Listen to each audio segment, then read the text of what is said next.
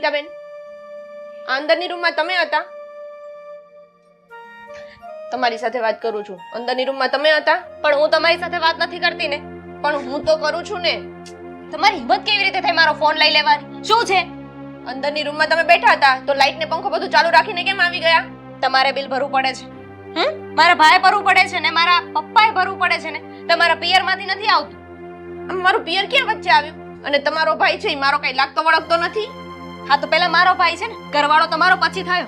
જો ખોટી મગજમારી ન કરો મારી સાથે. એમ પણ મારું છે ને બાંધવાનું કોઈ મૂડ નથી અત્યારે. મગજમારી તમે કરો છો, હું નહીં. અને મારા મમ્મી પપ્પાને વચ્ચે ના લાવતા, બરાબર?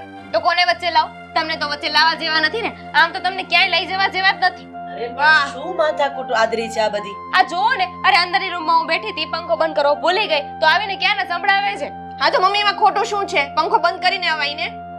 ઠીક છે બેટા, તો તું જા, હું વાત કરી લઉં છું. વાત શું કરવાની? મમ્મી આવું બધું બોલાતું હશે એમ નથી. પણ હું છું ને, મૂકી જઈશ એને. જા. શું થઈ ગયું પણ બેટા? પંખો ને લાઈટ જ ચાલુ હતા ને. અરે એ છોકરમતમાં છે હજી, તો આવું બધું થઈ જાય. મમ્મી, કવિતાબેન નાના નથી. તમે દર વખતે એની ગલતી છુપાવો છો. બેટા, એ રહી એટલા વર્ષ ક્યાં ઘરે રહેવાની છે? હા, હાથ પીડા થઈ જશે એટલે એના સસરાના ઘરે જતી રહેશે. તો એને મને હેરાન જ કર્યા કરવાની. અને પાછું કેવું બોલે છે ખબર છે? મારા મમ્મી પપ્પાને વચ્ચે લાવે છે. જો બેટા, નાનું છોકરું કહેવાય. આ કાને સાંભળવાનું, ના કાને કાઢી નાખવાનું. વાહ, હું તને કઈ કહેતી હોય તો કે. મેં ક્યારે તારા પિયર વિશે કે તારા મમ્મી વિશે કે તારા પપ્પા વિશે કઈ કીધું હોય તો કે. મમ્મી એક વાત કહો ને. તમે હમણાં એમ કહો છો કે દીકરી હમણાં કાલ સવારે સાસરે જતી રહેશે ને એક બાજુ એમ કહો છો કે હજી તો છોકરું છે તો છોકરાને સાસરે મોકલી દેવું છે. એટલા બધા નાના નથી કવિતાબેન કે સમજ ના પડે. હા પણ એ ત્યાં જશે ત્યારે સમજી જશે ને બેટા. હા, તમે દર વખતે છે ને કવિતાબેનનો જ પક્ષ લો છો, મારો લેતા જ નથી. મારે તમારી સાથે વાત જ નથી કરવી. એવું નથી બેટા, મારી વાત તો સાંભળ.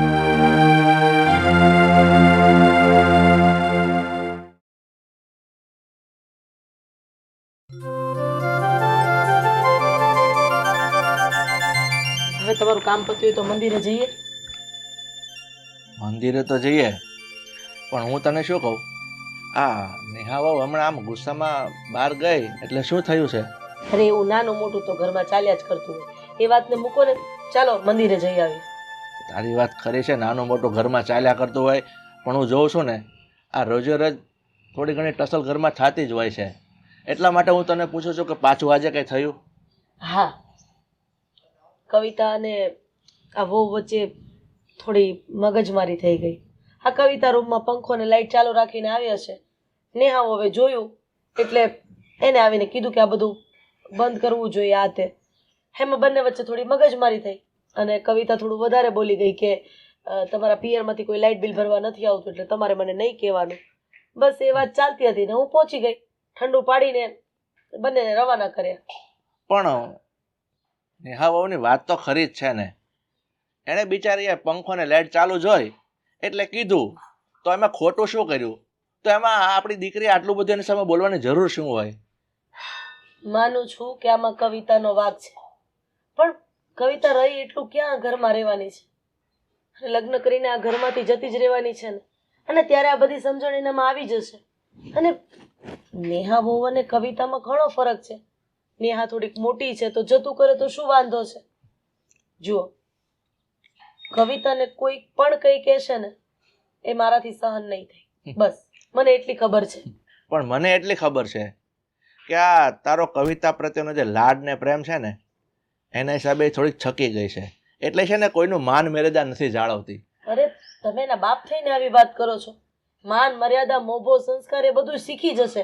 સમય આવશે ત્યારે. એ છોકરીની ઉંમર છે આ બધું શીખવાની અત્યારે. હું બધી વાત સમજી શકું છું, પણ થોડું ઘણું દીકરીને પણ દાબમાં રાખીને થોડું કહેવું પડે. આ સાસરે જશે ને ત્યાં જો આવું વર્તન કરશે ને તો દુઃખી થશે અને પછી સાંભળવાનું કોને રહેશે? તારે. અને પછી મારો વારો તો બીજો આવશે, પહેલો તારો વારો આવશે. કોઈ કઈ નહીં બોલે.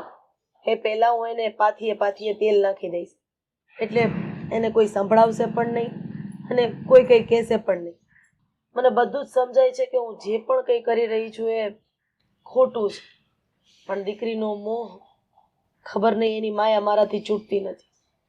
એટલે સાચું શું ખોટું શું એને સાઈડમાં મૂકીને મને એટલી ખબર છે કે કવિતાને મારે કોઈ પણ કાળે દુઃખી નથી કરવાની. બસ તારી લાગણી સારી છે, સાચી છે, હું સમજુ છું, પણ છતાં પણ વહુને કહેવામાં છે ને થોડું ધ્યાન રાખજે, એને ખોટું ના લાગવું જોઈએ. અરે હું એને ખોટું લાગે એવું કઈ કહેતી જ નથી. મારી માટે તો બંને દીકરીઓ જ છે, અને દીકરીઓ તો માને વાલી જ હોય ને. ઠીક છે, આ બધી વાતો તો થયા કરશે. જવાનું છે ને મંદિરે?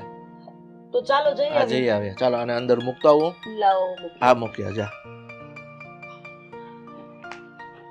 ગાડીની ચાવી છે કે લાવવાની? હા છે પાછળ.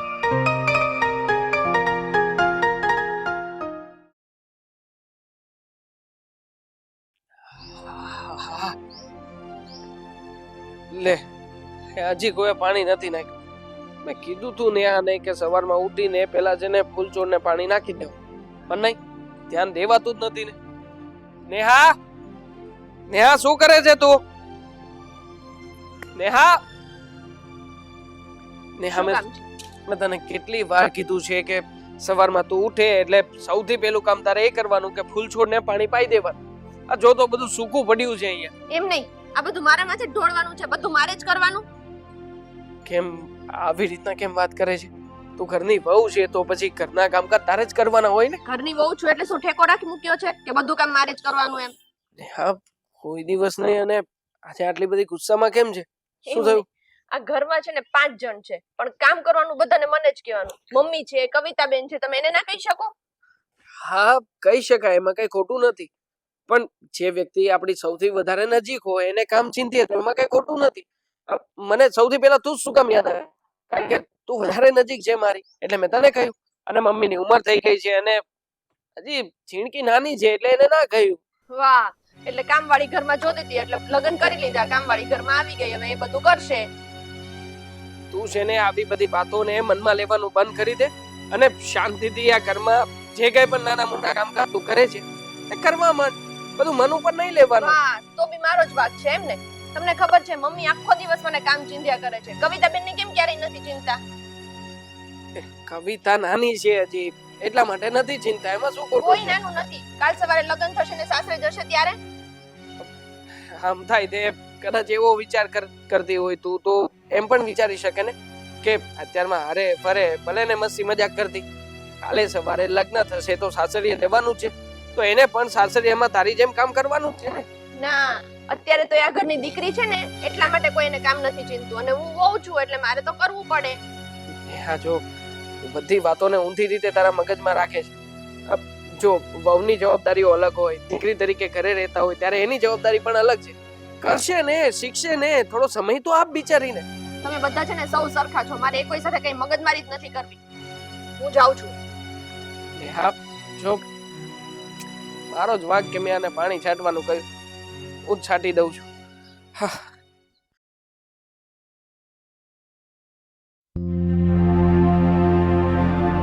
આકાશ, હા પપ્પા. ક્યાં રહી ગયો તો?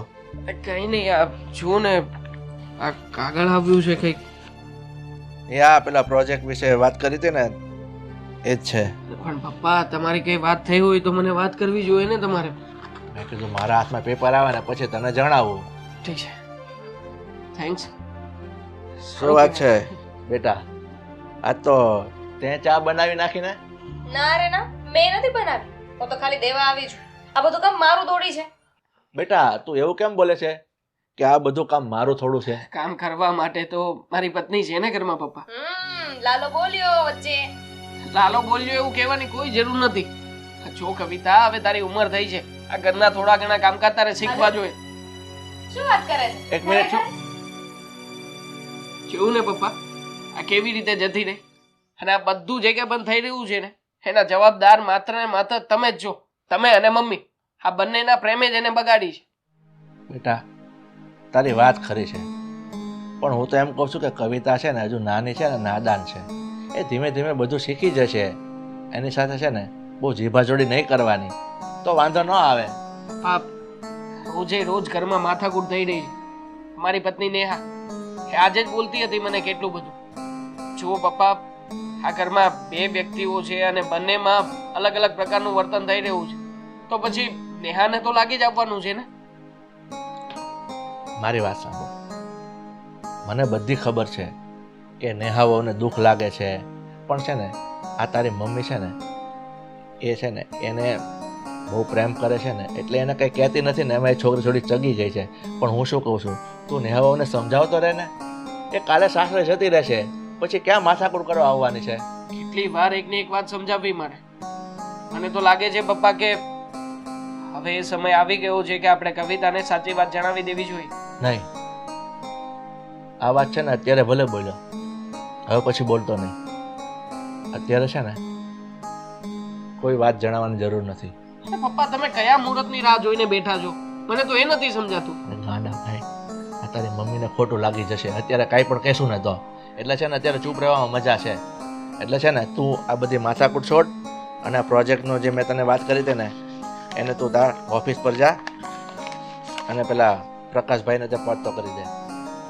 જા. હા, જાઉં છું.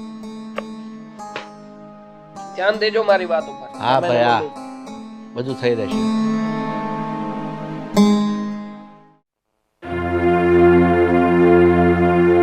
બેટા આટલો બધો ગુસ્સો સારો નથી. જમી લે ને. ખબર જ છે ને કે હું રીંગણાનું શાક નથી ખાતી તો બનાવે જ નહીં ને. શું જમી લે? મારે જમવું જ નથી. અરે પણ હું બહાર ગઈ હતી તો રસોઈ નેહા વોવે બનાવી એટલે એને બનાવી નાખી. આજકાલના આવ્યા છે એમને ખબર જ છે ને કે મને શું ભાવે છે ને શું નહીં. તો પણ છતાંય તે મને હેરાન કરવા માટે રીંગણાનું શાક બનાવે. અરે એના મનમાં એવું ન હોય બેટા. તારે શું ખાવું છે મને કે, હું તને બનાવી આપું છું. હવે શું ફાયદો? હવે તમે પાછી મહેનત કરો તો એને કરતા તો પહેલા જાણી જોઈને સરખું જ બનાવાય ને. હવે મારે છે ને ખાવું જ નથી મમ્મી આજ. અરે આવી થોડી જીત પકડાઈ ખાવું નથી. શું થયું? બેટા તે રીંગણાનું શાક બનાવ્યું હતું, તને તો ખબર છે કે એને રીંગણનું શાક નથી ભાવતું, તો પછી બીજું શાક કરી દેવાય ને હવે જમવાની ના પાડે છે. અરે મમ્મી, હું ભૂલી ગઈ એટલે નહીંતર એમની માટે બટાકાનું અલગથી કરી દે. મારા ભાઈને કયું શાક નથી ભાવતું? એમને ભીંડો નથી ભાવતો. એ કેવું યાદ રહી ગયું કે એમને ભીંડો નથી ભાવતો? મને જે ભાવે છે એ નથી ભાવતું એ જ ભૂલાઈ જાય ને તમને ભાભી. એવું નથી બેટા, હવે કામમાં ભૂલી ગઈ હશે, પણ જે થયું હું તને પાછું બનાવી આપું છું ને. ના ના, મારે તમારી પાસે કોઈ મહેનત નથી કરાવડાવી. જેને બનાવવાનું તો એને તો પહેલેથી બનાવ્યું નહીં સરખું. વાહ મમ્મી, આ સારું છે હો. આ બેન જેમ નચાવે ને એમ તમે નાચ્યા કરો છો. એવું નથી હવે. જોયું મમ્મી? તમે મારી વાત માનો ને એમાંય તેવું લાગે છે કે તમે મારી વાતમાં નાચો છો. પણ વાત માનવા જેવી હોય ને તો મનાય, ગમે તે વાત માનવાની ના હોય. એ જ ને, જેનો સાથ આપવા જેવો હોય ને એનો સાથ અપાય. અને મમ્મી, આ દીકરી છે ને એ પારકી થાપણ કહેવાય. કાલ સવારે બીજા ઘરે જશે તો શું આમનામ રહેશે? બસ કરાવી દો લગ્ન. એક કામ કરો, એટલે રાહ પણ શું કામ જોવી? આજે બહાર જાઓ ને રસ્તામાં કોઈ છોકરો દેખાય ને તો એની સાથે લગ્ન કરાવી દો મારે, એટલે તમારે ઉપાધિ જાય. એવું નથી કહેવાનું. નહીં, એમને મને પારકી કીધી જ કેવી રીતે? પારકી કીધી એટલે હું પણ કોઈની દીકરી છું અને હું પણ પારકા ઘરે જ આવી છું ને. અને મમ્મી, તમે જ્યારે લગ્ન થયા ત્યારે તો મને એમ કહેતા હતા ને કે તું તો મારી દીકરી જેવી છે, દીકરી જેવી છે, પણ ક્યારે દીકરી કરીને રાખી તો નહીં. તમે તો તમારી દીકરીનું જ ઉપરાણું લો છો. બસ ને, એટલા સાચવ્યા તમે એમને તોય તે એમ જ કહે છે કે તમે એમનું ધ્યાન નથી રાખતા. તો તમે ક્યાં બાકી રાખો છો? મમ્મી સાચવે છે ને એના ઉપર પાણી ફેરવો છો તમે. બોલો, મેં પાણી ફેરવ્યું? આવી જ રીતે રહેશે. તમારે રહેવું હોય ને તો રહ્યો ભાભી. વાહ, એટલે હું રહું કે ન રવી તમે ડિસાઈડ કરશો કે તમે કહેશો એટલે હું જતી રહું. અરે શાંતિ રાખો બંને. આવી રીતના લડિયા કરશો તો વાત વધવાની છે. આમાં એકને તો સમજવું પડશે ને. મમ્મી, દર વખતે તમે મને જ સમજાવો છો અને દર વખતે તમે બેનનું ઉપરાણું લો છો. કેવી રીતે વાત કરો છો? મમ્મી સાથે આવી રીતે વાત કરાય? આમાં છે ને નેહા તારો વાગ છે. આજે તું એનું શાક બનાવવાનું ભૂલી ગઈ એમાંથી મગજમારી થઈ ને. અરે તો જો તે ભૂલી શાક ગઈ. બનાવ્યું હોત તો કઈ પ્રોબ્લેમ જ ન થાત ને. મમ્મી, મેં જાણી જોઈને રીંગણાનું શાક નથી બનાવ્યું અને મને ખબર હોત તો બટાકાનું બનાવી દેત. શું મોટી વાત છે એમાં? ના ના, તમને ખબર જ ન હોય. મારી એકે વાત તમને ખબર જ નથી હોતી. તમારે મારી સાથે ઝઘડો કરવો છે? મારે ઝઘડો નથી કરો, તમે ઝઘડો થાય ને એટલે આ બધું કરો છો. મને બિલકુલ ઈચ્છા નથી ઝઘડો કરવાની કે વાત કરવાની. હું જ જાઉં છું, તમારે બંને જે કરવું એ કરો. જોઉં ને મમ્મી, તમારી સામે કેવી રીતે વાત કરે છે. પારકી કહી દીધી આજે મેં. કાલે સવારે તમે ઘરે નહીં હોય ને તો ઘરની બહાર કાઢી મૂકશે. અરે એવું કઈ નહીં કરે. જેમ તું ગુસ્સામાં હતી એમ એ ગુસ્સામાં હતી. હવે જે થયું તે એના મનમાં એવું કઈ નહીં હોય. આ તો ગુસ્સામાં બોલાઈ ગયું હોય. તું પણ બોલી અને એ પણ બોલી. એમ થોડી હોય, એમ કઈ થોડી મને કહી દેવાય. લે મારે જમવું જ નથી. અરે પણ બેટા બટેકાનું શાક બનાવી દઉં.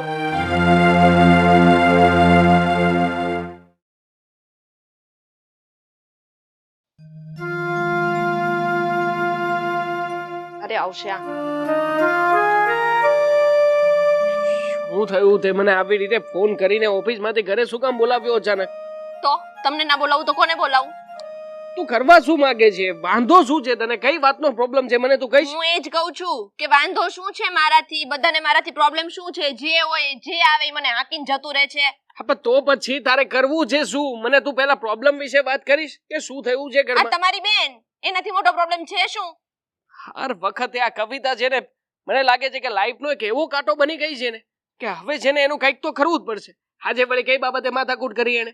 હવે ઘરમાં જે શાક પડ્યું હતું એ શાક મેં બનાવી દીધું. તો કે છે જાણી જોઈને મને રીંગણાનું શાક નથી ભાવતું ને એટલે ભાભી તમે મને હેરાન કરવા માટે શાક બનાવ્યું. ખબર જ છે મને લાગે છે કે હવે આ કવિતા નામના કાંટાને કાઢવો તો પડશે. કારણ કે જો હવે આને નહીં કાઢીએ ને તો કેવા પ્રકારનું ઘણું બની જશે ને કે જે કોઈ દિવસ નહીં નીકળે. એને ખબર નથી કે આ ઘર માટે એ કેવી વ્યક્તિ છે અને શું કામ આ ઘરમાં રહે છે. હવે કામ કર, ચાલ માર મમ્મી પપ્પા બેઠા છે ને બધાની સાથે જ આજે ચર્ચા કરી લઈ. જો એક વાત હું તમને પહેલા કહી દઉં છું, મારી આ પ્રોબ્લેમનું સોલ્યુશન નહીં આવ્યું ને તો હું આ ઘર છોડીને જતી રહીશ. પછી મને ના કહેતા. એવી વાત કરે છે તું. હું છું ને તારી સાથે, કહું છું ને કે આનું સોલ્યુશન આવશે. અત્યારે જઈએ છીએ ને આપણે. ચલો ચાલ.